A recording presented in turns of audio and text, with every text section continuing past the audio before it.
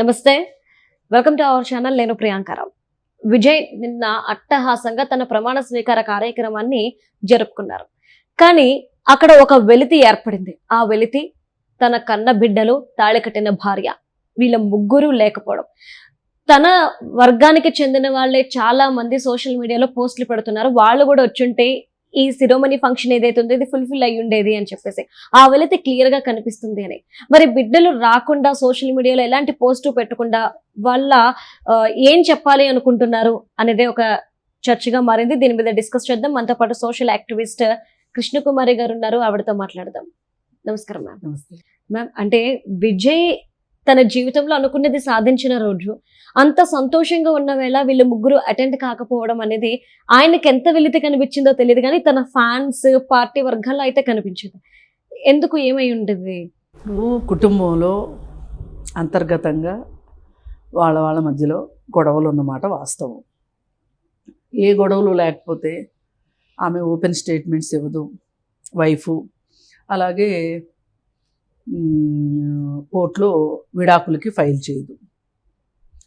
మరి ఆ గొడవల నిమిత్తం ఏవైతే ఉన్నాయో అందుకని ఆమె రాలేదు.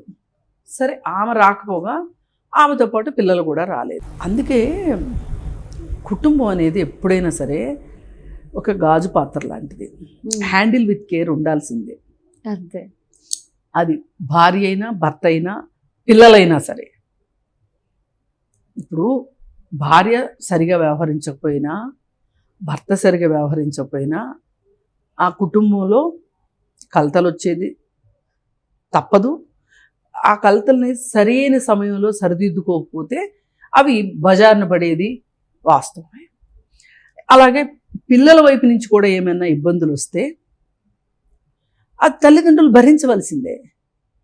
మా అబ్బాయి మేజర్ అయిపోయాడు, మా అబ్బాయి ఏం చేసింది మాకెందుకు అని తల్లిదండ్రులు అనలేరు. అలాగే ఒక పెళ్లి చేసేటప్పుడు ఒక పెళ్లి కొడుకు అకస్మాత్తుగా ఆకాశంలోంచి ఊడి పడడు. అతనికి ఒక కుటుంబం ఉంటుంది.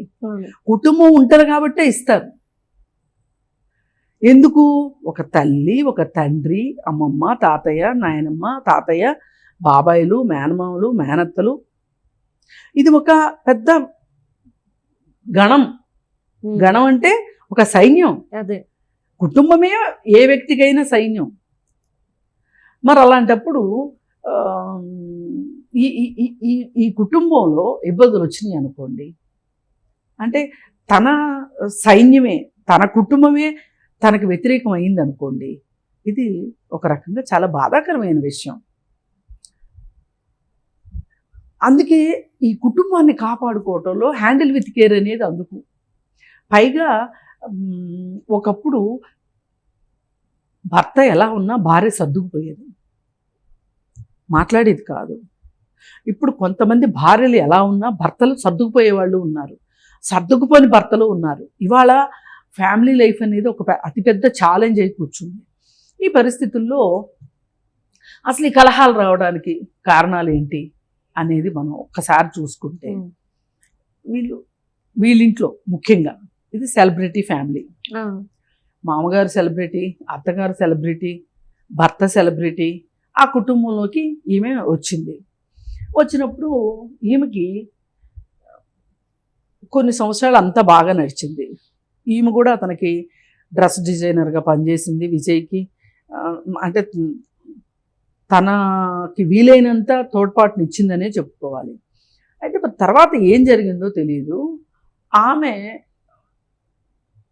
ఒకసారి ఇచ్చిన స్టేట్మెంట్ ఏంటంటే, ఒక సినీ నటితో ఆయన సన్నిహితంగా ఉంటున్నారు, అది మా మధ్య గొడవలు వస్తున్నాయి అని.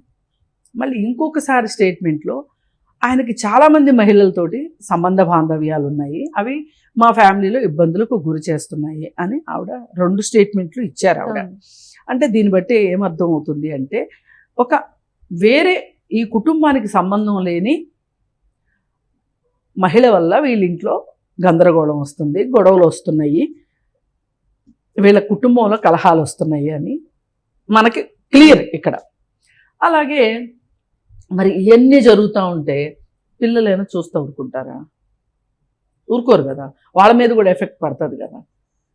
ఇప్పుడు తండ్రి ఎంత బాగా అన్నా చూసుకొనివ్వండి పిల్లల్ని, తల్లిని కానీ సరిగా చూసుకోకపోతే ఆ పిల్లలు ఎప్పుడైనా ఒకటి గుర్తుపెట్టుకోవాలి. ఈ విషయం మగవాళ్ళు మరీ మరీ గుర్తుపెట్టుకోవాల్సిన విషయం ఏంటంటే, మీరు ఏ తప్పటడుగు వేసినా భార్యని ప్రత్యక్షంగానో పరోక్షంగానో మీరు ఇబ్బంది పెడితే పిల్లలు భార్య వైపే ఉంటారు. పిల్లలు ఒక వయసు వరకు కంగారు ఎలా అయితే బిడ్డల్ని కాపాడుకుంటుందో తల్లి కూడా అలా కాపాడుకుంటుంది. చాలామంది తల్లులు వాళ్ళు డబ్బులున్న వాళ్ళు అయినప్పటికీ, బాగా చదువుకున్న వాళ్ళు అయినప్పటికీ కూడా వాళ్ళ ప్రొఫెషన్స్ అన్నీ పక్కన పెట్టి ఈ పిల్లల కోసం అని తాపత్రయపడి తల్లులు ఎంత విశేష కృషి చేస్తారు తల్లులు. మరి అలాంటి తల్లికి తండ్రి నుంచి ఇబ్బంది ఉంది అన్నప్పుడు ఈ పిల్లలు ఖచ్చితంగా తల్లి వైపే వెళ్తారు. ఇంకా అసలు ఈ విషయం నేను అందుకే ఫ్యామిలీ కౌన్సిలింగ్కి వచ్చిన వాళ్ళకి చెప్తాను మొత్తుకుని, మీరు బయట ప్రపంచంలో మీరు ఏమన్నా సాధించండి, ఏమన్నా చెయ్యండి, గేటు తీసుకుని లోపలికి వచ్చిన తర్వాత మీరు ఒక భార్యకి భర్తగాను పిల్లలకి తండ్రిగా ఉండాల్సిందే తప్పితే మీ పటోటోపాలు, మీ యుగోలు, మీ వ్యవహారాలు అన్నీ దిగదుడుపు. ఇంట్లో మీరు ఒక తండ్రి, ఒక భర్త, అంతే.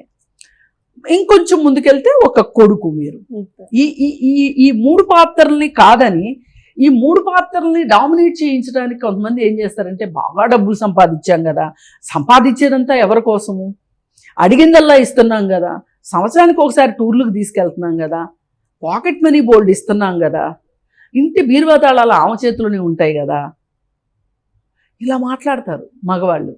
ఇవి కాదు. మీరు చెయ్యవలసింది ఏంటి అంటే, నా జీవితంలో నీకు తప్ప ఇంకెవరికి ఈ స్థానం లేదు అని భార్యకి ఒక నమ్మకాన్ని ఇవ్వగలగాలి. పిల్లలకి మీరంటే నాకు ఎంత ఇష్టమో మీ అమ్మ అంటే కూడా అంతే ఇష్టం అని పిల్లలకి చెప్పగలగాలి. ఖచ్చితంగా భార్య పిల్లల కోసం భర్తను ప్రేమిస్తుంది. ఒక భర్త భార్య కోసం పిల్లల్ని ప్రేమిస్తాడు. అర్థమైందండి? ఇప్పుడు నేను చెప్పిన ఈ లాజిక్లో విజయ్ ఎక్కడున్నాడు? అది నిజంగా ఒకవేళ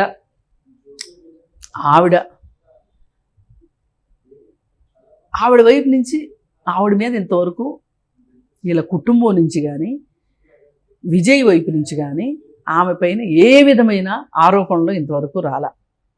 అంటే ఆమె కోపిస్తుందని కానీ, ఆమెకి అనుమానం జబ్బుందని కానీ, అలాగే ఆమె మానసికంగా స్టేబుల్గా ఉండదని కానీ, పిల్లల్ని సరిగా పట్టించుకోదని కానీ, భర్తని సరిగా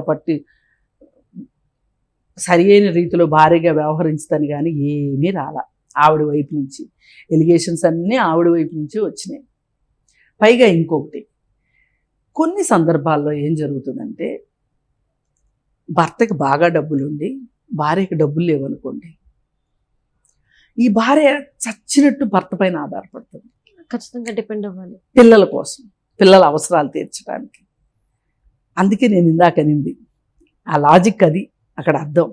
ఇక్కడ ఈమె సంపన్నురాలు. పైగా ఇంకొకటి ఆలోచించాల్సింది, తను చాలా ఫార్వర్డ్ థింకింగ్ ఉన్న అమ్మాయి సంగీత. ఎట్లా అంటే 25 ఏళ్ళు 26 ఏళ్ల క్రితం, ఇంకా ఇంకో సంవత్సరం ఎక్కువ చెప్పుకోవచ్చు, 27 28 ఏళ్ల క్రితమే తను లండన్లో ఉండే మనిషి ఈ సినిమా చూసి ఇంట్లో వాళ్ళకు కూడా చెప్పకుండా భారతదేశానికి వచ్చి ఇతనితో స్నేహం మొదలెట్టి, ఇంట్లో వాళ్ళతో స్నేహం మొదలెట్టి విజయ్ని ఏరి కోరి పెళ్లి చేసుకుంది అంటే దానికి ఎంత ధైర్యం కావాలి, ఆ నిర్ణయానికి ఎంత ఆత్మవిశ్వాసం కావాలి, ఎంత దృఢ నిశ్చయం ఉండాలి. వీటన్నిటితో పాటు నాకేం కావాలో అది నేను తీసుకునే హక్కు నాకుంది, నేనెక్కడ రాజీ పడను, నాకు అతని ఇష్టం, నేను అతన్నే పెళ్లి చేసుకుంటాను అని ప్రపోజల్ ఎవరి వైపు నుంచి వచ్చింది? ఆ అమ్మాయి వైపు నుంచి వచ్చింది. ఎంత తెగువ, ఎంత ధైర్యం ఉంటే అలాంటి మనస్తత్వం ఉంటుంది. ఈవేళ ఆడపిల్లలకు ఉండటం గొప్ప కాదు, ఆ వేళ ఆడపిల్లకు. ఆ రోజుల్లో అయితే ఆ మనస్తత్వం ఉన్న అమ్మాయిని అతను పెళ్లికి ఒప్పుకున్నాడు అంటే ఒక సంగీతను ఒప్పుకోవటం కాదు, సంగీత వెనుకున్న మనస్తత్వాన్ని కూడా ఒప్పుకోవాలి. మరి అలాంటప్పుడు అమ్మాయికి రైట్, ఆ అమ్మాయి అడిగే దాంట్లో చాలామంది మహిళలతో క్లోజ్గా ఉంటాడు అని ఎందుకు ఒప్పుకుంటుంది? ఆ అమ్మాయి ఎందుకు ఒప్పుకోవాలి?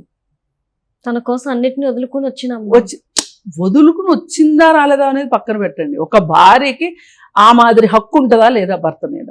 ఉంటుంది. ఒక భర్తకు కూడా అంతే హక్కు ఉంటుంది భార్య మీద. అందుకని ఏంటంటే ఇక్కడ జరిగింది ఏంటి అంటే, మనము ఒక పార్ట్నర్ని ఎంచుకునేటప్పుడు వాళ్ళ వ్యవహార శైలి, వాళ్ళ గుణగణాలు అవన్నీ కూడా మనం అర్థం చేసుకుని పెళ్లి చేసుకోవాలి. ఇప్పుడు ఆమెని పెళ్లి చేసుకోవటానికి నువ్వు ఒప్పుకున్నప్పుడు ఆమెలో ఈ తెగువ, తెంపరితనము ఇవన్నీ ఉన్నాయి అన్నప్పుడు ఇవి కొన్ని ఇందులో పాజిటివ్ క్వాలిటీస్ ఉన్నాయి, నేను చెప్పినట్లు కొన్ని నెగిటివ్ షేడ్స్ కూడా ఉన్నాయి. ఓకే, మరి ఇతను ఆమెని సెలెక్ట్ చేసుకునేటప్పుడు ఆమెలో ఉండే ఆ తెగువ, ఆ తెంపరితనము, ఆ నెగిటివ్ క్వాలిటీస్ను కూడా జీవితాంతం బేరు చేయగలగాలి. ఆమె అలాగే ఉంటుంది. మరి ఇక ఆమె వైపు నుంచి చూద్దాం. ఇతను సినిమా ఫీల్డ్లో ఉన్నాడు. ఏదో ఒక దేశం నుంచి ఒక అమ్మాయి వచ్చేసి, నేను నిన్ను ప్రేమిస్తున్నాను, నువ్వు లేకపోతే నేను బతకలేను, పెళ్లి చేసుకుంటాను అని వచ్చిన అమ్మాయి, ఈ అమ్మాయి మరి అలాంటి అమ్మాయిని నేను వదులుకోవటం ఎట్లా, అమ్మాయిని నేను వదులుకోకూడదు అనే తత్వం ఇతనికి ఉండాల్సింది లేదు. సరే, ఈమె ఏం ఆలోచించాలి? అతను రంగురంగుల ప్రపంచంలో ఉన్నాడు, జిలుగు వెలుగుల ప్రపంచంలో ఉన్నాడు. ఇవాళ నేను ఆకర్షణీయంగా కనిపించుండొచ్చు, ఎందుకంటే ఎంతోమంది సినిమా వాళ్ళ జీవితాలు చూసింది. సినిమా వాళ్ళ జీవితాలు అది నేను కరెక్ట్ అని అనను, కానీ ఇలాంటివి పోకడలు అక్కడక్కడ వచ్చే అవకాశం ఉంటుంది. దానిని నేను తట్టుకోగలనా అనే ఒక ఆలోచన కూడా అమ్మాయికి ఉండాలి. అసలు ముందు చూపుతోటి ఆలోచించగలిగిన మనస్తత్వం ఉన్న అమ్మాయే గనక అయ్యుంటే గనక అసలు ఈ పెళ్లి వరకు వచ్చేది కాదు. ఇక్కడ ఇద్దరూ కూడా తమ తమ ప్రపంచాల్లో తమ తమ వ్యక్తిత్వాలతో ఉన్నారు. నాకేం కావాలో, నాకు కావాల్సినట్టు నేను ఉంటాను అని అతను, నేనేం కావాలనుకుంటున్నాను, నేను ఆలోచించేది కరెక్ట్ కదా అని ఈమె ఉన్నారు. అందుకే ఈ ఫ్యామిలీలో ఇవాళ ప్రమాణ స్వీకారానికి ఆ భార్య లేకపోవటం, ఆ భార్య వెన్నంటి ఉన్న పిల్లలు రాకపోవటానికి కారణం ఇది నిజంగా లోటే, కాదని ఎవ్వరు అన్నారు, లోటే. అంటే బిడ్డలు తల్లికి సపోర్ట్గా తల్లి వైపు నుంచున్నారా? వాళ్ళకి అసలు అవన్నీ ఆలోచించే తీరిక ఓపిక ఉండదండి. ఇప్పుడు నేను ఇన్ని మాటలు చెప్పగలిగానంటే నా వయసు ఇప్పుడు 58 ఏళ్ళు. నేను నా 20 సంవత్సరాల వయసు అప్పుడు నేను ఇలా ఆలోచించగలిగేదాన్ని?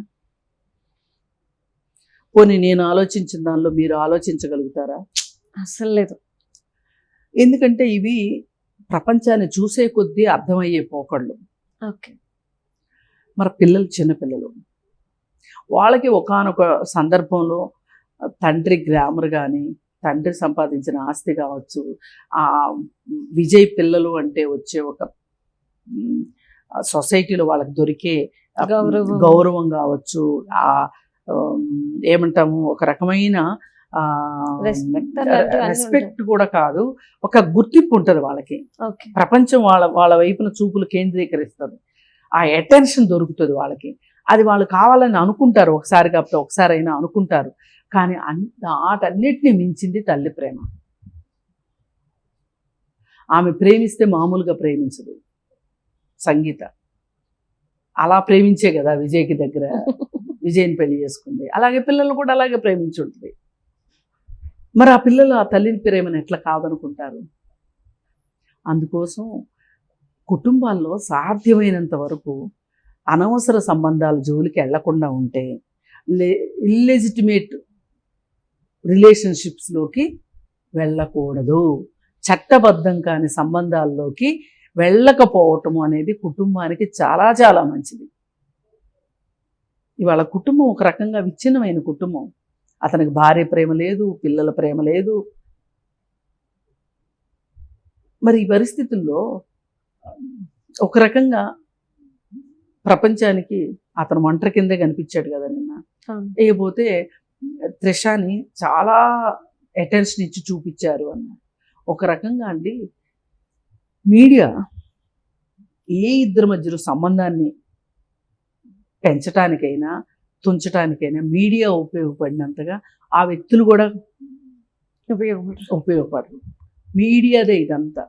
ఒకప్పుడు అటెన్షన్ తీసుకురావటం కావచ్చు, ఒక్కొక్కసారి అసలు ఏమీ లేదు ఇక్కడ అనటం కావచ్చు, ఒకసారి పెళ్ళిళ్ళే చేసేస్తారు. పిల్లలు ఉన్నారు, పిల్లలు వేరే దేశాల్లో చదువుకుంటున్నారు అని మీడియా రాస్తుంటది.